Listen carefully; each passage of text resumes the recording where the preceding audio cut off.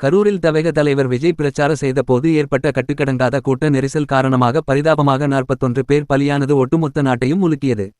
நடிகர் விஜயின் அரசியலே முடிந்து விடும் சூழல் இருந்த நிலையில் அந்த வலியில் இருந்து மீண்டு வந்து மீண்டும் மக்களை சந்தித்த விஜய்க்கு மக்கள் பெரிய அளவில் ஆதரவு அளிக்க தமிழ்நாட்டின் முதலமைச்சராக முதல் தேர்தலிலேயே மாறி ரஜினிகாந்த் சொன்னது போல என்டிஆர் போல மாறிவிட்டார்.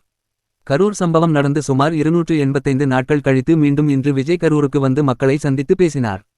ஆனால் கரூருக்கு விஜய் வரக்கூடாது என தடுக்க திமுகவினர் வழக்கு தொடுத்ததும் அங்கே பாதிக்கப்பட்ட மக்களுக்கு அரசு வேலை வழங்கக்கூடாது என எதிர்ப்பு குரல் கொடுத்தும் வந்தனர். ஆனால் அதையெல்லாம் பொருட்படுத்தாமல் முதலமைச்சர் விஜய் இன்று உரிய பாதுகாப்புடன் கரூர் மக்களை நேரில் சென்று சந்தித்து பாதிக்கப்பட்ட குடும்பத்தில் உள்ளவர்களுக்கு அரசு வேலை வாய்ப்பை வழங்கிய போது மக்கள் கண்ணீர் கடலில் மூழ்க விஜயும் கண்கலங்கிய காட்சிகள் வெளியாகியுள்ளன.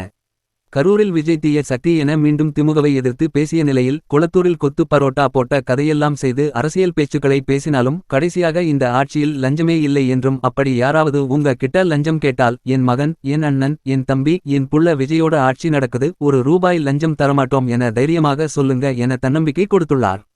இந்தியன் படத்தில் தொடங்கி முதல்வன், இந்தியன் 2 வரை லஞ்ச ஒழிப்பு பற்றி ஷங்கர் எடுத்த படத்தை எல்லாம் இப்போ நிஜத்தில் நடக்கிறது என மக்கள் பாராட்டி வருகின்றனர்.